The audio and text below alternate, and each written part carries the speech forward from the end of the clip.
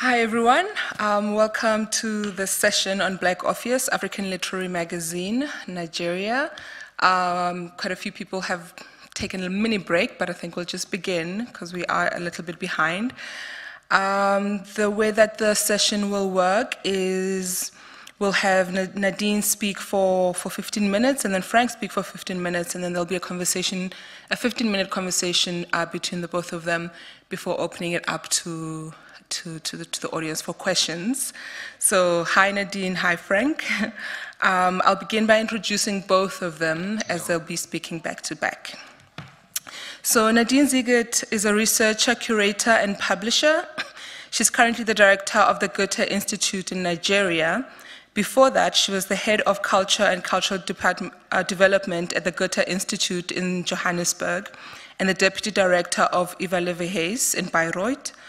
Since 2018, she co-runs Eva Leeuwenhuis Books. She was a Brooks International Fellow at Tate Modern, Delphina Foundation, and curator in residence at Villa Sul, Goethe Institute in Salvador de Bahia. In 2016, she published her PhD, Remapping Luanda. Siegert is on the board of ASEL Institute and was a board member of ACASA, ending in 2021.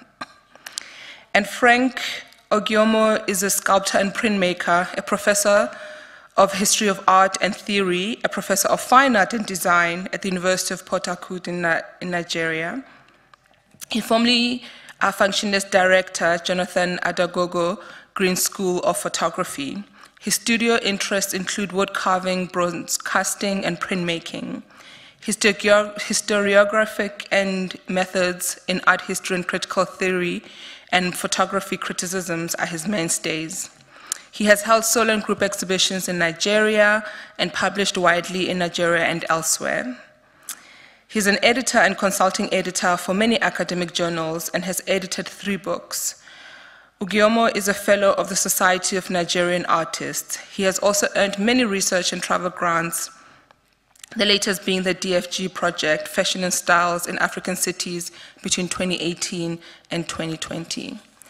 So I'll begin with you, Nadine, and allow you the 15 minutes that you've been allocated. Thank you. I thought Frank is first, but for me, both is fine. Frank, would you like to start?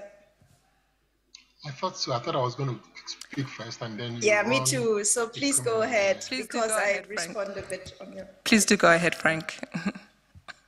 So I click on my PowerPoint for the purpose of sharing. I don't know now how it goes. Both PowerPoints are before me, and I wish to make my own public. Yeah. Is it available to the audience so that I'm trying to share my screen? Are you not able to share your screen? Could we allow Frank to be able to share his screen, please?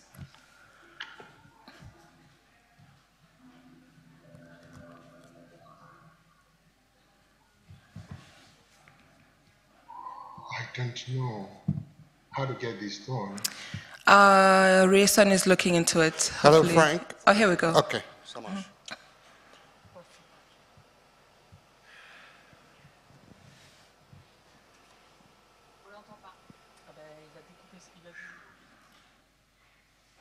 Sorry, Frank, you are muted. Mute? Okay, we can hear you now. Thank you. Yeah. I hope I'm not muted again.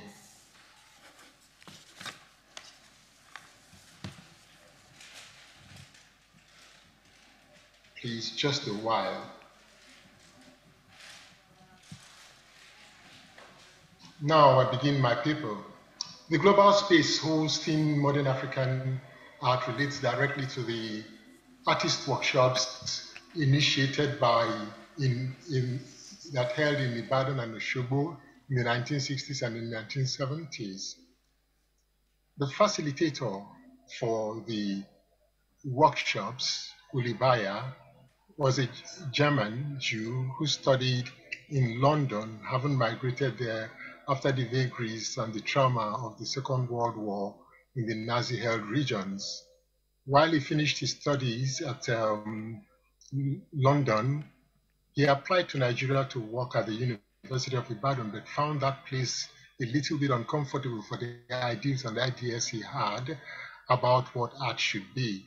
So he relocated to what they call it, the Institute of Continuous Education at Ibadan.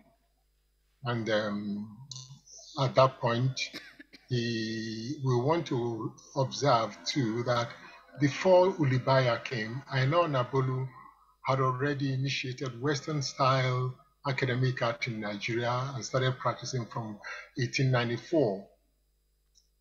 And he made sure that the academic art tradition was established in the secondary schools across the country. Bayer's Artist Workshop sustained what I will call, I want to argue that Bayer's Artistic Workshop sustained what I will call the second optic regime in formal conceptualization in African art history.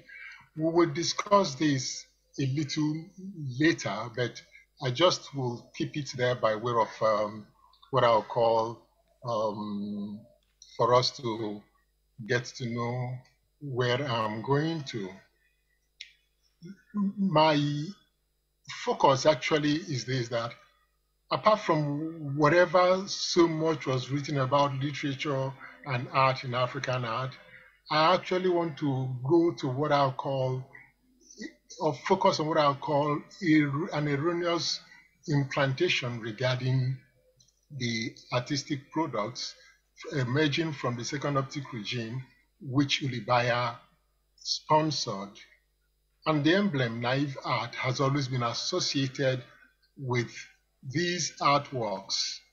And I want to argue that it's a misconception arising from the lack of knowledge about the origin theories that support what these artists did. Indeed, the style called naive art is beholden of what I'll call historical African art or old African art.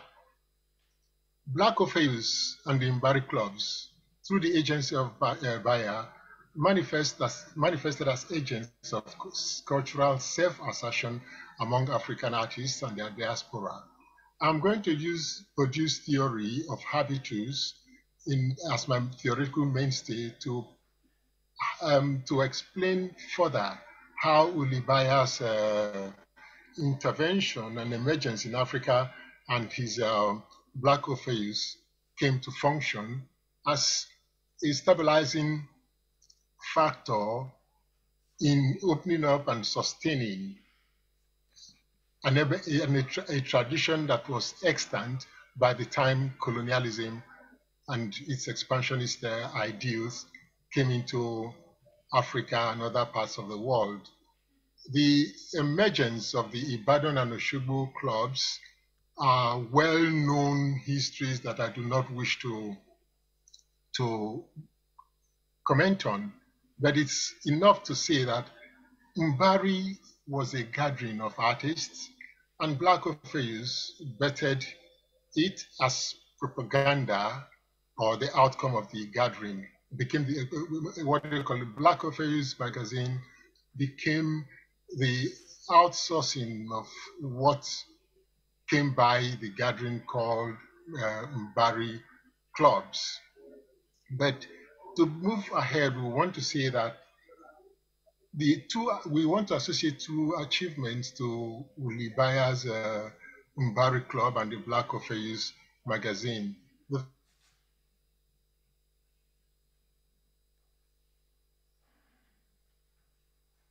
action provided equally what I call a habitus for the artist to launch into what became known as cultural nationalism and an affirmation of self and group identity. While Black Orpheus acted as propaganda, it should be a time of what we call colonial chauvinism, which actually provided a ground for an alternative action among African artists.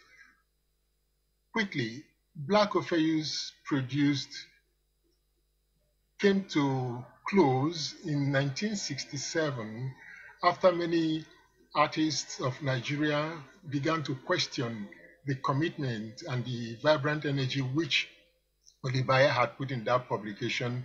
And actually somebody like Irele now became one of the editors, and at which end the publication stopped in 1967. At this 22nd publication, his philosophy actually brought about the reclaiming of the progressive trend and emancipation and the reaffirmation of what I call the Black culture. Tacitly, Ulibaya's achieving consciousness and engaging activities makes it possible to assess the worth of his commitment to propagating or encouraging Black artists through the magazine and creating a Black consciousness, which are now reposited in so many archives around the world, especially the Waleva House in Germany, the CBICU in Osogbo, and so many other sites. And that's what I probably would talk about this matter for. I come by some critical takes which about artists and the works from the workshop. Bernhard comments that Malangatana's work, in which Okeke's work, is deeply rooted in an African past. But what is that African past is not being mentioned, and at the same time, he is exposed to new contacts of a different cultural experience, which he says inspired Malangatana's work. I will show some of these works eventually. And then there is another comment on William H. Johnson from the Black Orpheus magazine about he being, what do we call it, an American primitive painter. And but he uses, he relies on children art, but then he does not use it naively as African or primitive artists use it, and a similarity is brought to bear around how expressionist artists of African culture relate to primitivism and naive art and all of that. And I think that, again, that's a misconception of what we're talking about. About Malangatana, which Agulokeke in the quotation put here, is also talking about a technical naivety about Malangatana's art with an ambitious, fertile, and terrifying pictorial imagination. For Adekbeba, he appraises style and form in this art as emerging from what he called directed and naive, fossilized art style. And then I want to do a quick historical run back in what I'll call a reclaim and a reaffirmation of the fact that in African art in history, there is what I have come to understand as what I'll call the presence of three optic regimes in African art. The first of them started in 28,000 BC, represented in the White Lady of Brandberg in Kalahari Desert, and it adopted, we must emphasize it, the adult humanoid proportion. And it manifested in the Sahara Desert around 17 to 10,000 BC, and terminated in and made appearance in Egypt by 3000 BC, and by 500 BC, it had waned. But that particular art style, I will call, exhibited what I call multi-part idealization. The second optic regime, which I intend to focus on, began around 500 BC with a manifestation so far in the oldest artwork of his type as Nok culture seen in the Buhari figure in Nigeria and the Leidenberg head in Mpumalanga in South Africa.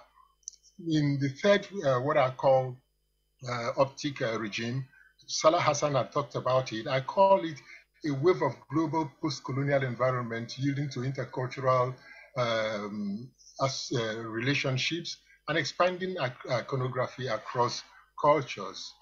Now, in these the artworks of the second optic regime, we encounter what I'll call its stylistic mainstay. Forms are grounded in canonical typology, reality is shown in favor of representational truth or established conventions and ideals, hence the form appear incorporeal. It adopted the child's canon against the adult humanoid canon in what has been called the child is the father of the man, and therefore many African art of that type projected what we call cephalic domination in the figures. It shuns perspective because I will later show us Plotinus's quotation regarding this, and then it's a congested canvas or a congested space, oftentimes referred to with the cliche more is adequate, against the academic convention of what we call the Bauhasian flair that talks about less is more. Colors are rendered in their saturations, and they also shun shades and what we will call tints. If we look at the paintings here of Malangatana and Jacob Lawrence, put out in their time when these works were published in the Black Orpheus, but Chika Okeke, I retrieved it from his book. We can see a congested canvas in both senses. We can see pure saturation of colors and all of that. And in relation to 27/7's work too, we can, even when we have single figures and all of that, they overload the pictorial space, confirming the idea of what I call the congested canvas and incorporeal figures and objects. And these have been referred to as naive representations in art and all of that. I come outside to show that Plotinus here says, when he was asked about why bodies why do we use canonic representations when people are different? He tells us that bodies live in the species and the individual in the whole class. From them, they derive their life and maintenance. For art here is a thing of change, but in the prior realm, it is unmoving. He was actually referring to Plato's ideals and ideas, and that is why he's called a Neo-Platonist philosopher. Actually, he was born in Alexandria and he schooled there, and we know him as an Egyptian philosopher. In another quotation of his, we talk about space, and he tells us that the only real space in any contact with human persons is the proximate space ahead of you. That if you take a panoramic view into depth, a figure far away from the figure closest to you will look very, very dwarfed. And for that reason, all figures that must be located in the space must relate to themselves as the first figure, or what he called the size of the proximate figure. And this Benin art and the first one I showed were created around 500 AD, about 500 AD. And so it tells us about the depth of time this artistic practice have been. Plotinus operated in the 4th century AD.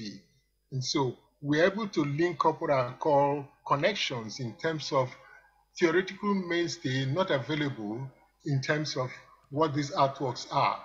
So in a nutshell, rather than regarding these artworks within naive predilections, de Souza and myself at a particular point in 1918 referred to this work as emerging from what we call automannerism.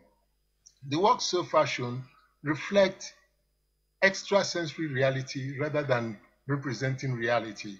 Plotinus establishes for us the dependence of the art on canons of reference and not the ideal themselves. We can actually find this if we read Aeneid by Plotinus, Aeneid 5, published in 2084. Biased critics, looking at the nature of the works he put out and all of that, had called him all sorts of names. He's a disgrace, he's a big shame. He doesn't know the difference between art and craft, and that biased preferences were excessively expressive and primitive art and all of that. Their both views emanate from what I call lack of historical depth about holistic origin of the theory, the holistic aesthetic conventions of the medieval tradition, where the second optic art belongs to, along with some other world cultures. And it is important to note here that to frame art within any known convention, we cannot define art. So it's not possible to say Bayer's art was not art, it was craft and all of that, because art cannot be defined. And indeed, primitive art has been called ugly. We are told by Plotinus, we're equally told by Adorno, that no art is ugly.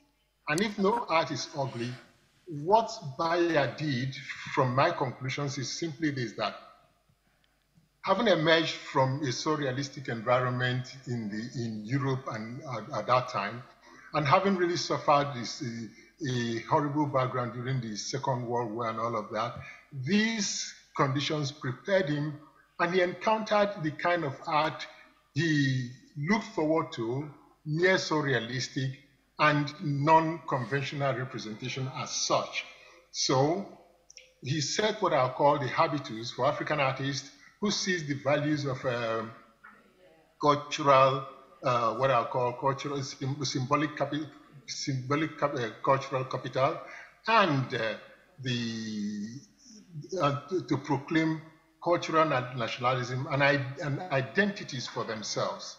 These activities brought about what I'll call the sustenance of the second optic option or regime, and the interculturality manifested in contemporary art practice in Nigeria and the world in what the contemporary art manifests today. I want to stop here and say thank you for listening. Thank you so much, Frank.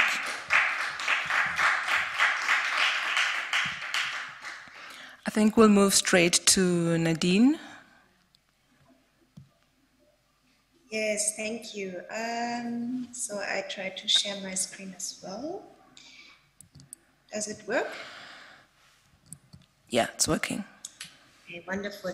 Yes, thank you so much, Frank. We speak about similar or the same subject today, which is the Black Orpheus magazine. And like you, I also find it very important to directly connect it to what I would call the Mbari community, like the Mbari clubs, as you also mentioned. And I take a bit a different perspective, of course. I really enjoyed how much you speak about style and about aesthetics. I would rather take a more archival or historical approach, speaking a bit about the history of Black Orpheus that I think most people in the audience, even if I don't see them, might know about. But Nadine, yes. Sorry, can I just interject and say, could you please make it full screen, your presentation? Sure. Thank you. Okay. Does it work now? Yes. Okay, super. Yes, as I said, a bit more like an archival perspective on the magazine. So as we have heard, Black Orpheus is a journal of African and Afro-American literature that can be considered as one of the most important literary and art journals to emerge out of Africa during the 1960s. As Frank already mentioned, it was founded in 1957 by Uli Bayer together with Jan-Heinz Jahn, both German, both literary scholars, but a lot more. I think Uli Bayer has been described already quite well as being not only a patron, a literary scholar, but also a teacher and educator himself and part of this Mbari community. So the title for Black Orpheus took its name from Jean-Paul Sartre's preface on an anthology of Black writing, Anthologie de la Nouvelle Poésie Nègre et Malgache, that was published in 1948 in France. And the journal quickly became a center for the emerging literary scenes in both Anglophone and Francophone Africa, with contributions from a number of African and African American writers, such as Chinua Achebe, Kamara Lai, Eskiam Fakhlele, Gabriel Okara, and others. So we can say that the magazine was truly a Pan-African project. For example, when we look at the names of the committee, how it was put together in 1961, 4 years after the journal's founding. So we have very different people here. For example, we have the Ghanaian poets, Jombei Adali Morty and Michael Day Anang. We have the Black Cuban writer, Marcelino Arozarena. We have Nigerian poet Adeboye Babalola. We have the Negritude writers, Aimé César and Leon Damas. We have American poet Paul Vesey, but we have the international literature scholars, Jan-Heinz Jahn, Gerald Moore, J. Ramsaran, Leopold Sedar Senghor, and as the co-editors, the team of Wole Soyinka, Uli Bayer, and Eskiam Fachlele. So this was in 1961, the committee of Black Orpheus. Black Orpheus, as you might all know, featured text and images on emerging artists such as Malangatana, as Frank also mentioned, but also women artists such as Colette Omubai, primarily in connection with exhibitions at the Mbari clubs. That the first one was founded in Ibadan in 1961. And it always was accompanied by beautifully designed sections of images. The magazine published reproductions of artist works as well as about architecture. The cover designs for the first volume were all made by the Austrian, Nigeria-based artist Susan Wenger.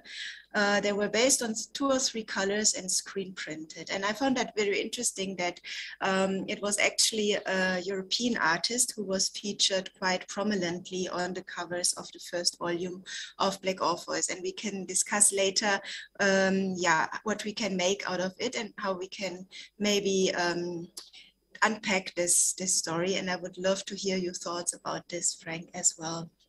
The second volume already featured other works, such as this painting on the right side, which is by Demas Nwoku, also one Mbari group member, that we also know from Chika Okeka's seminal book on Nigerian modernism.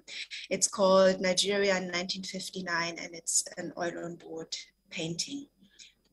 Many of the issues of Black Orpheus were printed in Lagos by Times Press. The earlier issues were published by the Nigerian Ministry of Education and later in the 1960s by the Mbari Artists and Writers Club in Ibadan. Since in the early 1960s, Black Orpheus and the Mbari Club were closely connected, and this is why I think it makes sense to tell their stories also together, even if Black Orpheus preceded the foundation of the Mbari Clubs of 4 years. With the Mbari clubs giving Black Orpheus a new home, or coming home, as we can say, I think this is a very important connection to always look at. And as Frank said, the protagonists were agents of cultural self-assertion. They were progressive, emancipating, and reformative in Black culture. So between 1957 and 1967, 22 issues were published. And this was also the period when Mbari itself started to establishing its own imprint next to the magazine. So the Mbari publications were similar in style, and they published a number of novels, plays, poetry, and art books in that period. So all this came to a halt for very different reasons, running out of funding, but also the Nigerian civil war. And the journal after that had a changing constellation of editors and was published irregularly until the 1970s, when it officially folded despite as we can assume, some later attempts to revive it. One very interesting revival, I would say, and sorry, this is another Mbari publication. One interesting revival, I would say, or an important link to make, is also to the cultural magazine New Culture that was published from University of Ibadan by Demas Nwoku together with Uche Okeke. And Demas Nwoku himself says in his article on the New Culture School for Arts and Design that, and I quote, "The Mbari Artists and Writers Club also published an art journal called Black Orpheus, which disseminated the works of African writers. To rescue this institution, I decided to move its entire activities to my studio by the year 1970. This resulted in the establishment of a new publishing house within the New Culture Studios, which started to publish the New Culture magazine in 1976, amongst other occasional arts and theater publications. So of New Culture, we have about 15 15 editions that are also still available. And yeah, I would say it's an interesting connection to Black authors, and it's definitely worth to study also Black authors, the Mbari publication and New Culture together. So while focusing on Black authors and its importance as a literature and art magazine of the late 50s and 1960s, there are many perspectives that we can unfold. One, of course, that always has to be also taken in consideration is the cultural political level and context of that time. And it is interesting and important to understand the magazine's role as a cultural platform funded by US American sources that were close to the intelligence service and part of a strategy of creating a soft power impact and building up a cultural wall against communism. How much the protagonists of Black authors were aware or involved in these Cold War games has been debated already quite extensively. Only recently, Wole Soyinka has again commented on a recent publication by British scholar Carolyn Davis. The covert CIA funding of the Congress of Cultural Freedom was exposed by New York Times in 1966 and 1967. And not only with regard to Black authors and the Mbari clubs, but also other magazines such as the Uganda-based Transition magazine. As important as an intense reflection on these cultural political engagements of this period are, there are also other things to question. Black authors is one of the items of African modernisms, one of its pioneers indeed, that deserves as much praise and honor as it deserves a serious criticality to engage with. And this is in particular important when we look at it with a decolonizing emphasis. Having worked myself at Iwalewa House, a later manifestation, I would say, of the Mbari idea, founded by Uli Bayer in Germany in 1980, about 13 years myself, working there, I went through moments of curiosity, enchantment, and overwhelming awe when studying the history of African modernisms, embedded in Iwalewa House collection of artworks, but also in the archival materials connected to it. Black authors magazines just being one of them. Nadine, yes? Could you please slow down a little bit for the yes. translators? Thank you. Sorry for that, yes, sorry. In between and afterwards, this relationship was also mixed with embarrassment and incomprehension about the different ways how glorification of certain personalities on the one hand and the neglect of others were similarly inscribed into the collections and the archives. As Soyinka puts it bluntly with regards to the CIA connection of the funding of Black authors, it was not a post-colonial Garden of Eden. And this is his quote. My current interest is to look at the history of the magazine and the Mbari activities afresh, without the sweet juice of the seductive fruit of the illusion of a purely companionate togetherness of like-minded people. When looking at the archival material available on the publication, it is for me always interesting to look at what or who is not in the picture. What we miss is often women, who were part of the whole endeavor as workshop facilitators in the Mbari clubs, such as Georgina Bayer in Oshogbo, as secretaries, such as Diana Speed, secretary of the first Mbari club in Ibadan, or as Suzanne Wenger as cover designer. But also artists such as Colette Omugbai, who was featured in one of the Mbari exhibitions, should be mentioned here. I hope that this certainly existed as well, but there were also power relations at play that have been played out consciously and subconsciously in this both very fascinating and complex setup of the Mbari clubs. Being an editor and publisher myself, I am aware of how much power it is, for example, in the process of editing of content. Curating, as one would say today, and editing Black authors was also creating a certain post-colonial canon, which is still very much valid today. And to wrap up our conversation, I would love to look at you with you, Frank, on some of the cover pictures of Black authors. And I would be very curious if you could also speak a bit more about your very interesting analysis of style the art promoted in Black authors, and in particular the cover pictures. So when you look at them, for example, and I've picked some of them again from the first and the second volume of Black Orpheus, and I would be very curious to hear from you how you would describe them, how you would analyze them based on what you discussed in the first part of our conversation. Yes, this would be my first question to you, and I would love to hear from you. And then I think the two of us have still some minutes to talk a bit together. Thank you so much. Yeah. Thank you so much, Thank Nadine. you, Nadine, for the in-depth historical and what I'll call the ideological niceties and connectivities with the Black Orpheus editing and publishing. The magazines I looked at, the covers I looked at them, and I appreciated them much. Some of them plain backgrounds, single figures and all of that. But the figures you posted for my comment, if you look at them, they still fall within the stylistic convention of what I have called the crowded or the congested canvas, because space is evidently used from left to right, from bottom to the top.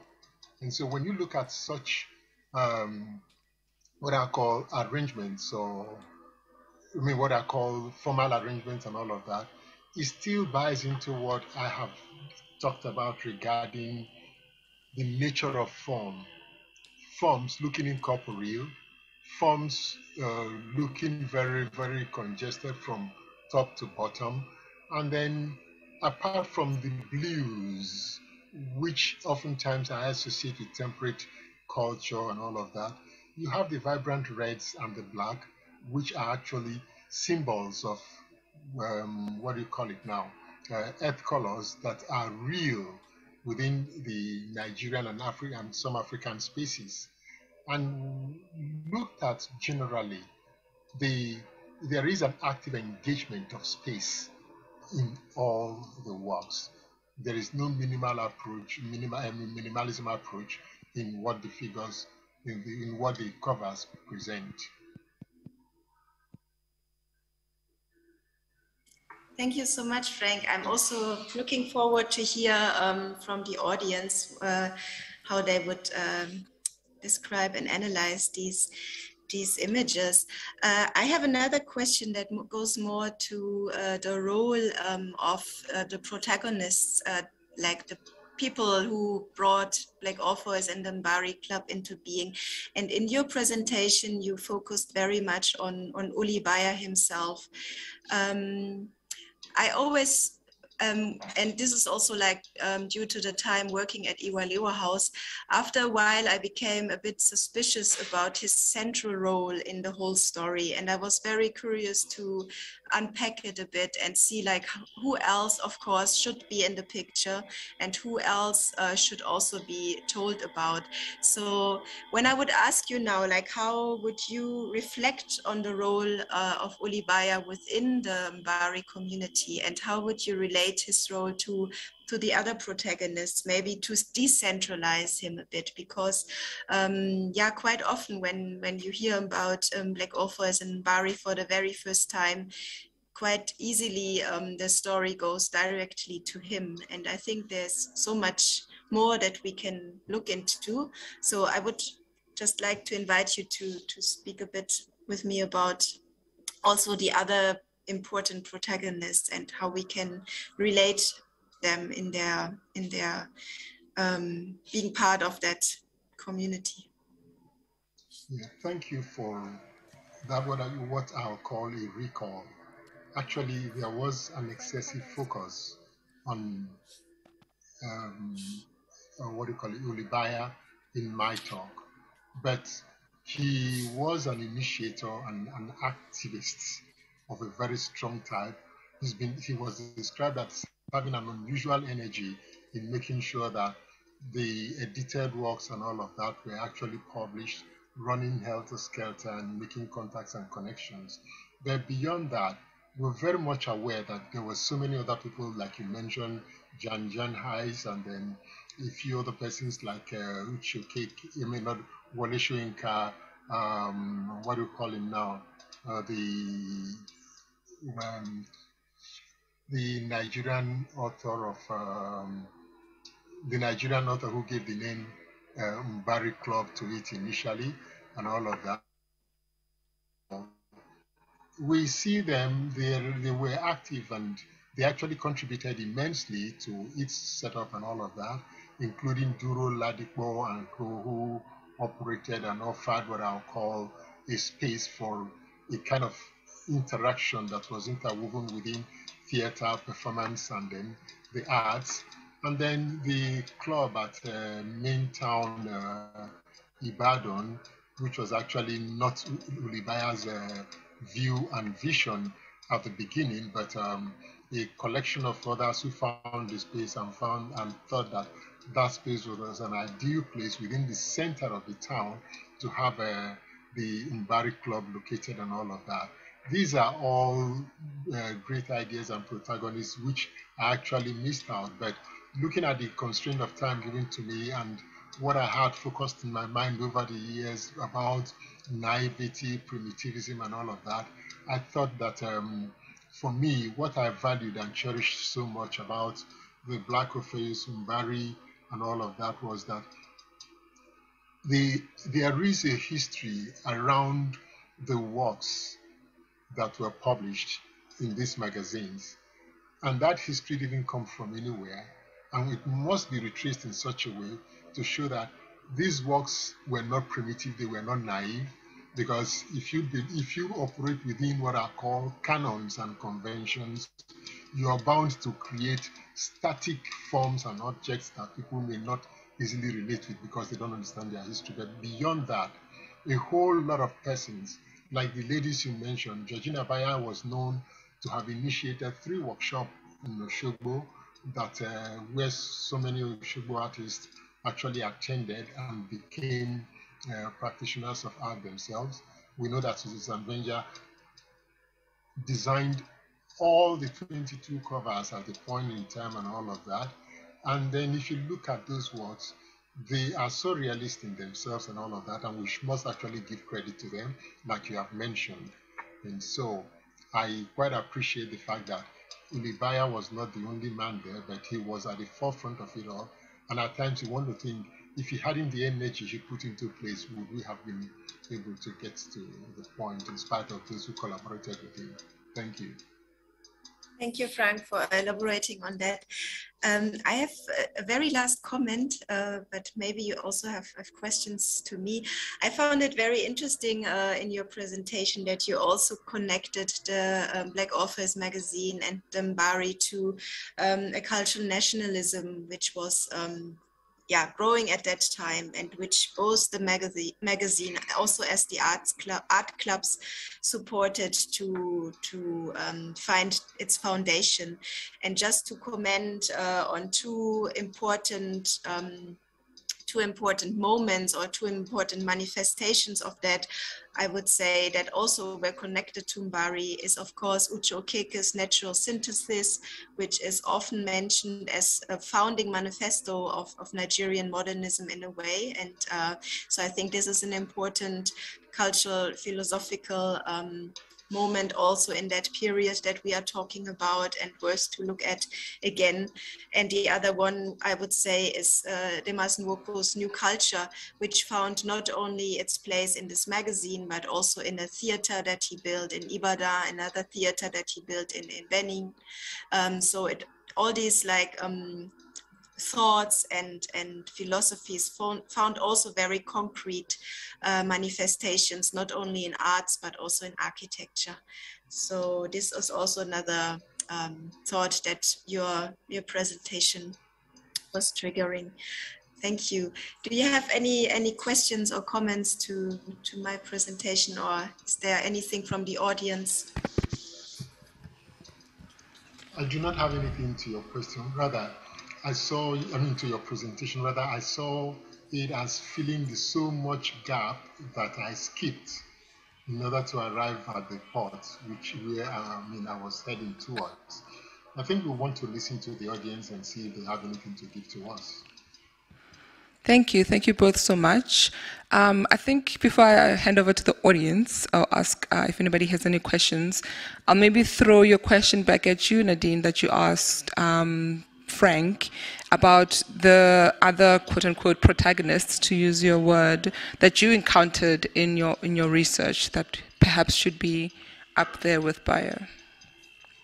Yes, thank you very much. I would start like kind of going backwards in time, maybe starting with Iwalewa House and the collection that is housed there, which is comprised of a lot of works, not only of Nigerian modernism, but also other modernisms. And here I found it very interesting that the institution itself often focused also on Uli Bayer, neglecting the work of other collectors, and also kind of not not really telling the story of the two women involved enough. So also Susanne Wenger and Georgina Bayer were both collecting artworks that later became part of the institutional collection of Iwalewa House. So this was one gap that we were trying to unpack during our research project there, studying the history of the collection. And I found that very interesting, speaking about restitution and provenance studies and the importance of really discussing object biographies, also when it comes to collections of modern art that are housed today, not only in institutions, but also in private collections. So how can we understand the relationship between collectors and artists and the artworks in its complexity, without really without creating too many black spots, and without focusing too much on the central figure of the one collector, which in the case of Iwalewa House is also Uli Bayer. That was one thing I was trying to demystify, and the other is of course going back into the history of Nigerian modernism, which is, due to my current position, very much in focus again in my research, is also the role of other people like the gallerist Afi Ekong, who was a women gallerist who was very active already in the late 60s and 70s in Nigeria, who collected a lot of art, but she was also a very good businesswoman when it came to the emerging art market of that time. So for example, she is very interesting for me, but also the stories of artists such as Colette Omokbai, who was part of the Mbari exhibitions and part of some features in the 1960s, but then somehow disappeared. And it was actually Iyani Onwegucha who made some research on her recently and trying to actually find out where her story stopped and how it can be written again. So these are just some small examples of stories that we were trying to find and unfold during the research that we have done in the exhibition, in the collection. And I'm trying to do that now that I'm back not back, I never lived here before, but it feels a bit like being back in the collection, that I live here now in Lagos, and trying to continue with that work, and for example, always trying to link it to German and European institutions and understand what their role was in that as well. Great, thank you. Are there any questions from the audience? Okay, we've got a question back there. Hello, thank you both for your great presentations. I had a question for Nadine. I was curious. At first, I really loved what the Wole Soyinka quote that you said, that you brought up, and the idea that of African purity. You don't need to have necessarily. You can take money sometimes, and it doesn't have to be. So I really liked that point, and thank you so much for bringing that up. But I was wondering also. You talk about women acting as secretaries and typists and things like that. There's kind of like an army of women helping organize. I'm working on North African festivals, and you don't see them at all in the the kind of official pamphlets and things like that, but you know that they're in the background typing up, organizing events and stuff like that. And I was wondering if you have any suggestions on how we find these women. How do we find them in the sources? Where should we look? Scholar Tsitsi Jaji says that like scholars have been looking at big Pan-African festivals or journals like Black Orpheus, or maybe is a way to remove women from the Pan-African Project because maybe they're appearing in different types of sources like Bingo magazine or things like that. So I'm curious, where do we find the Pan-African women? Yeah, thank you so much. This is really hitting the point of what I'm so interested in. So, I mean, I think it's important to look at all the different roles of publishing and not only publishing, but also the making of exhibitions, etc. So, as you just mentioned, often, of course, the women were there in different important roles, but maybe they were the editors, maybe they were the typists, maybe they were the photographers even, or maybe they were the ones who did the catering. And I don't mean that in a way that I say these jobs were less important. These were essential as well in putting together the creation of a community, the Mbari feeling that I think those who have done a bit of research, they, like me, dream of this Mbari feeling in the Mbari clubs. And I think I can only imagine how important women were in that context to create, to support, to create this energy and this atmosphere. And I really always try to read all the imprints, try to read all the lists of who contributed and see like where can we find the names of the women, whereas maybe the men artists were on the cover and were exhibited, but I'm sure there's always something how to find it. Another thing I find very interesting, and this is more like a bit playful approach, or has to do with like some really rigorous like image sourcing, is really to look also in the archives at the pictures that have not been published, but on the image strips, the other images, the side next to the image or the picture that had been published, maybe the women are there or the other protagonists. Often they are also in the background, like when you look at who is in the focal point of the photographer, like there's one of my favorite pictures. I think I don't have it with me here today, unfortunately, but you see Uli Bayer in the center talking to, I think, Leopold Sedar Senghor or someone important. And in the background, you see Georgina Bayer standing, looking at the photographer, but being very present and very much in the background at the same time. For me, this is really the kind of super example for like the relationship I can imagine. So I can't really say more. It's more like, being a bit, trying to look behind the scenes, trying to look into the imprints that we often overlook, and trying to look at the backside, the flip side of the core of the central picture and the central source. Maybe that's a way to look at it. And then, of course, talking to people, like really trying to ask, like, yeah, who else was there? And do you know this person? And then, like, really doing this search that doesn't bring you necessarily immediately to the primary source, but you find like some weird internet sources, and step by step you can approach it. No better answer, I'm sorry. Yeah, thanks, Nadine.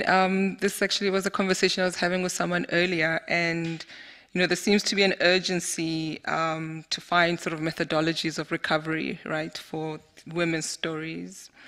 But before I take the next question from the audience, I wanted to ask the both of you that there seem to have been these very integral moments throughout the history of South African sort of cultural practice that were oftentimes short-lived, and this is a conversation that Salah Hassan picked up on as well when he was presenting on Nka. For instance, the Festec Festival of 77, and how that never really took off after that, and the Johannesburg Biennale. And I'm just wondering about your opinion on whether these moments such as Black Orpheus should actually be renewed or revived, or do we acknowledge them for the contribution that they made in the moment that they made them in? Or do you think that this is something that we should be looking at? And if we do revive them, what is their position and what is their relevance and their contribution in the sort of the contemporary climate and ecology?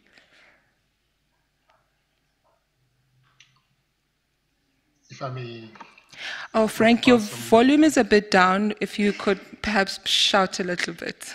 Thank you. Yeah, if I may offer some thoughts about it. Every age is new. And oftentimes, when we restage these ideals and ideologies and what I call cultural performances, it's possible to get something that is new. What is important for me is recognizing the impact they had first and not losing the steam they generated. And if it's possible to resuscitate them and keep them, they will continue to provide what is new about the continent always. It's just like the Dakar Biennale that has been on for so many years now, except for the COVID year. I have tried to be part of it since 2006. And every new Dakar Biennale that I attend, I see something new about where Africa is drifting towards. And so, if we revive these cultural festivals or what I call exhibitions and all of that, we are bound to win more than we are today. So I wholly support the idea that these institutions and cultural practices and productions be revived, and when they are revived, we are the better for it. We'll have more avenues for artists to participate in. We'll have many discursive platforms to talk about what is here, what is not there, and what can be seen or expected in the next time. Thank you. Yeah, thank you. Difficult question, to be honest. Like 5 years ago or so, I would have loved the idea to revive the Mbari clubs and do something similar and really bring back all these people, those who are still alive, and really continue. But now I would think a bit differently. I mean, I truly think there's still a lot of need and importance to study and do research and exhibit and maybe also republish some of these things, some of the magazines or some of the exhibitions, etc. But I think, and I have to speak to myself very much because I'm a very nostalgic person when it comes to archives, but I think we have to be very like sensitive that we are not just nostalgic, but that we also understand what these wonderful manifestations mean for our contemporary days and how they can like support us to shape a future. Like not only republishing something that is out of print, but understanding how that can be activated also in the classroom, in the curricula, in like libraries. And I think there was something about very important in the conversation before what Salah Hassan mentioned, or there was a discussion about it, that this first and foremost needs to be accessible. Like Orpheus should be accessible for each and everyone who searches for it. Frank was trying to find the copies, and luckily who should make it accessible. This would be more important for me than maybe reviving a festival or so. But maybe these are just two things that can also be pulled together. Yeah, and really trying, yeah, really super and circulation of to whomever needs it, and then see whoever takes it up, and maybe a Mbari club will be created in, I don't know where, by itself without being forced. Yeah, thank you. Right. I mean, if time was allowing, I was going to also sort of pick up on the idea of accessibility. But are there any other questions in the audience? From the audience?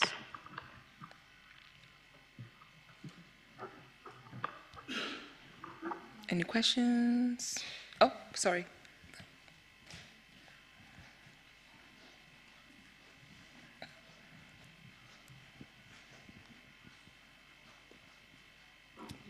Thank you. I think we should make a distinction between the archival aspect, making the information accessible, digitizing it, having it accessible on some platform.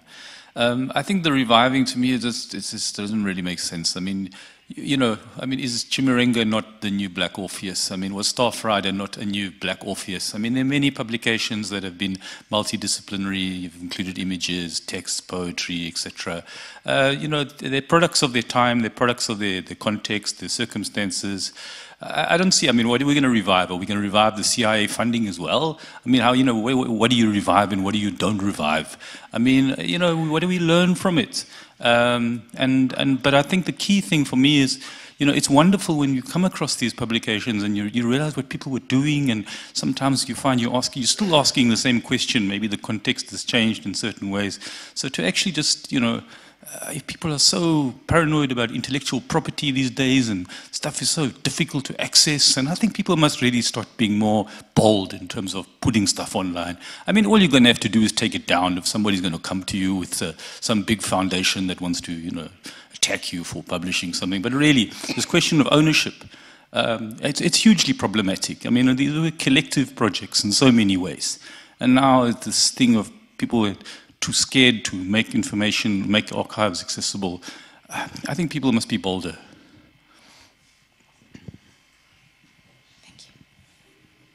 Thank you. Do either of you have a response to that, or?